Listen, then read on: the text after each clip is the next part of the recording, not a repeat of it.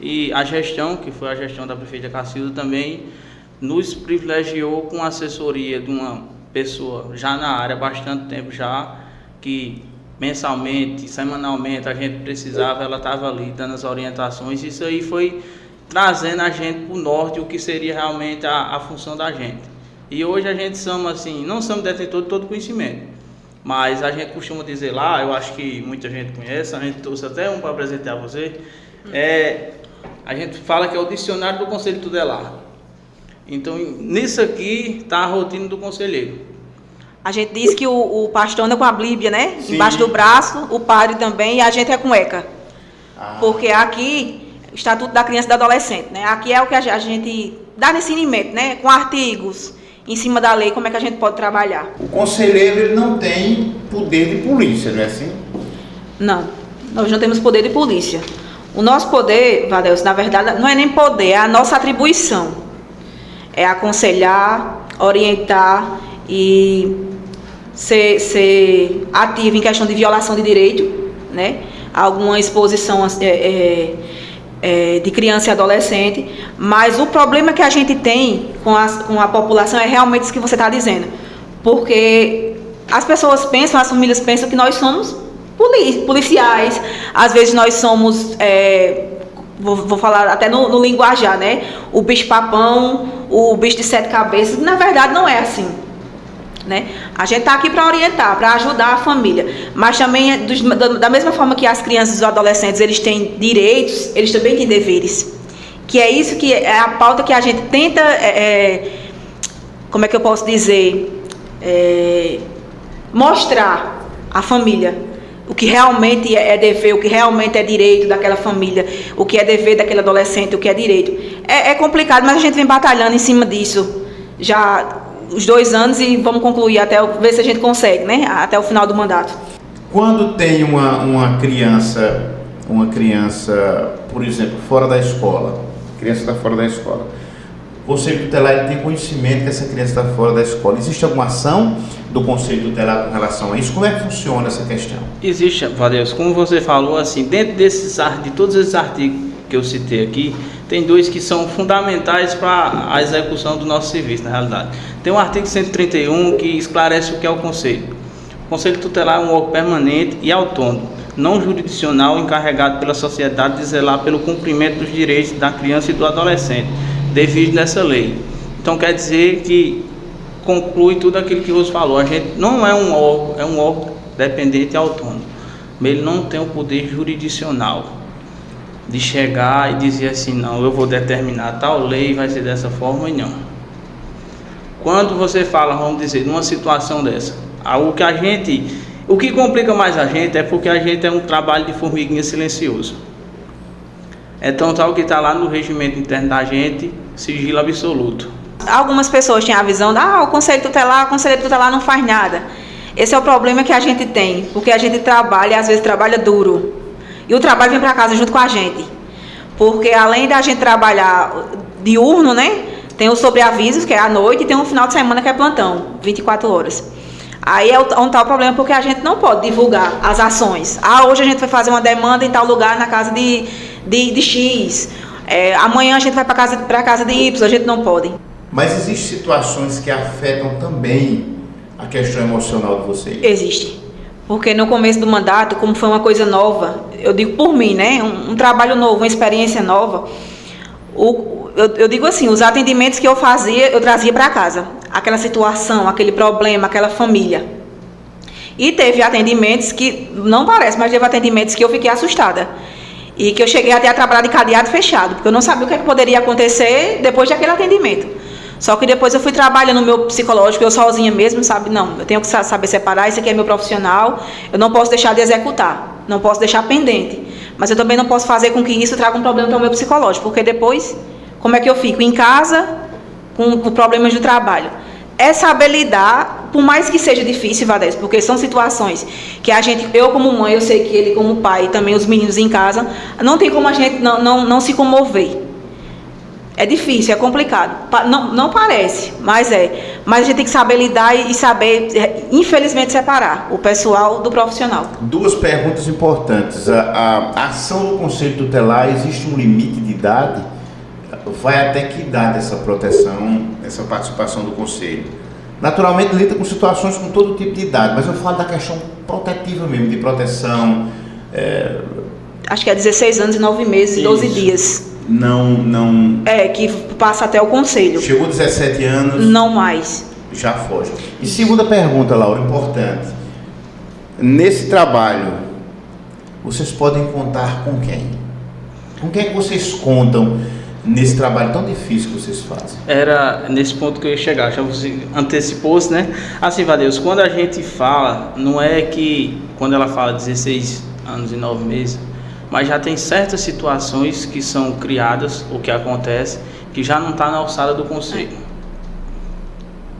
Porque a partir vamos dizer, dos 12 anos, o adolescente ele já tem assim, corresponsabilidade, como ela falou lá no início, de algumas ações. Então tem algumas ações que acontecem no dia a dia que não está relacionado ao Conselho. Vamos dizer, quando foge do rumo, envolve uma questão da segurança pública, aí já não está relacionado ao Conselho. Aí vamos dizer, mas e o Conselho? Não é criança e adolescente, o Conselho é criança e adolescente. Mas a gente não trabalha com questões de furto. Muito bem, para fazer essa linha aí, essa linha divisória, no caso onde a criança ela é a vítima, é uma circunstância. Quando o jovem é o infrator, quando a criança o adolescente é o infrator, o Conselho Tutelar age como? Aí já é uma situação diferenciada. Aí ela passa de ser vítima, como você está dizendo, ela passa a ser o autor. Então a gente tem a gente necessita de um auxílio da segurança pública. Mas o Conselho tem alguma ação nesse sentido ainda, né? Tem, porque como eu falei lá no início a você, a gente são requisitor de serviço. Se encaixando nisso, o outro artigo que deixa um pouco claro o que é o artigo 136. O artigo 136, ele delibera realmente o que é que o Conselho faz, o que é que o Conselho pode. Eu não vou ler todo ele para vocês aqui, porque na realidade ele tem 20 incisos para a gente detalhar. Mas assim, tem uns pontos aqui que a gente pode deixar, olha. O que o Conselho faz inicial? Atender e aconselhar os pais, os responsáveis, aplicando as medidas previstas nisso aqui. O que é que a gente faz, como você disse, como a gente consegue trabalhar em rede e ao mesmo tempo a gente envolve e tem a necessidade dos outros serviços, de estar todo mundo junto ali, cooperando em si, o bem maior, que é solucionar o problema de um adolescente, de um jovem. A gente fala assim, diretamente adolescente e jovem, mas quando a gente existe um nível de problema desse, o que é que acontece? A gente tem que olhar a família também. Não adianta hoje a gente tentar tratar só o jovem, mas a gente tem que olhar para aquela mãe de família, para aquele pai de família, que vem, às vezes, numa rotina tão desgastante. Como é que está o psicológico de uma mãe daquela? Já são vítimas também. Como é que ele deve pensar? Não tem mais jeito. Mas tudo na vida tem-se um jeito, né? Então não adianta a gente pensar que a gente vai estar trazendo só o bem-estar para o adolescente, mas se a gente não tratar um pai e uma mãe, a gente não vai chegar ao sucesso total. O Conselho em si, hoje ele consegue fazer isso? Não consegue. Mas a gente aí, como você disse, a gente está interligado com a assistência, está interligado com o CREAS, está interligado com a saúde. Então o diferencial está em quê? Em a gente requisitar um serviço à saúde e chegar lá e ser atendido. E às vezes há necessidade da gente pedir urgência. E a saúde ter esse olhar diferente e aceitar, em poucos dias dar um retorno. Diz, olha, a consulta de fulano de tal foi marcada. Isso é gratificante. Que, sem querer interromper, Lauro, né, a gente tem um vínculo muito bom com a saúde. Graças a Deus, todas as requisições que a gente faz, as solicitações de serviço, a gente passa a ter uma prioridade pela a necessidade da ação. A gente tem resultados positivos, graças a Deus. Nesse caso, esses segmentos, assistência, saúde, como você diz, a própria educação, eles são para ações de auxílio. E nos casos mais complexos, quais são os degraus que vocês galgam? Vocês vão, para onde vocês vão? Tem uma situação bem complexa. Qual é o caminho, o trajeto Fala assim, se puder servir. Não, tranquilo. Olha, quando a gente fala do que o Conselho faz em si, aí tem um inciso lá que ele é bem proveitoso. Fala assim, ó, promover a execução de suas decisões, podendo requisitar serviços públicos de diversas áreas. Aí ó, entra a saúde, a educação, a segurança pública e etc. E representar a situação da autoridade judiciária em caso de descumprimento injustificado. Aí nesse pontinho lá tem a questão do Ministério Público. Aí muitas vezes chega uma situação aí diz, não, o conselho não faz nada, o serviço não funciona e tal. Mas é como você disse, quando vem um caso que não está na alçada da gente, a gente depende de uma alçada superior. Então esse serviço é feito, é encaminhado para lá, só que como toda justiça, ela tem o tempo de resposta dela. Muitas das vezes, vamos dizer, se houver uma mudança de um promotor, já dificulta um pouquinho.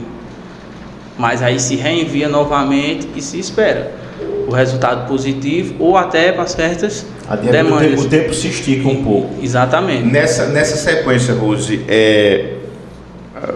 a busca, existe busca, por exemplo, de parceria com a delegacia local, Polícia Civil, Polícia Militar. Estou falando assim em nomes de forma sem nenhuma uma questão segura. Mas assim, procura a Polícia Local, direto do Ministério Público. Ou só o Ministério Público, ou existe outro tipo de instância que vocês procuram? A gente começa logo pela rede, né?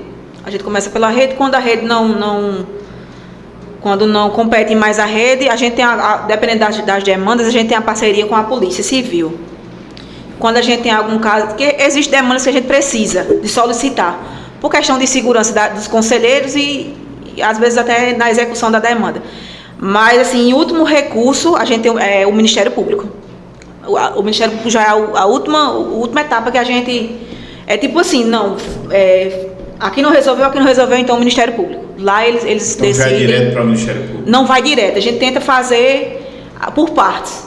Não resolveu, a gente não obteve o resultado com sucesso, a gente encaminha para lá. Aí lá a gente aguarda só a resposta deles. Como da mesma forma, Vadel, se interrompendo ela, vem do Ministério Público para a gente. Tem algumas comunicações de violações que não são feitas, tratadas diretamente via conselho. Alguém já denuncia direito? Nem na sede do conselho, nem via WhatsApp, nem os canais que a gente tem. Isso. Aí já vem direto, vem de cima para baixo, como diz a história. Por quê? Porque o Ministério Público entende que, como ela falou, se diante da intervenção do conselho, dos órgãos competentes que o município tem, não solucionou aquela questão, então ele tem um entendimento que cabe o interferimento dele. Se dentro dos órgãos parceiros do município, se tem a solução e foi feito todo o caminho, o procedimento, ele entende que não há necessidade da intervenção do Ministério Público.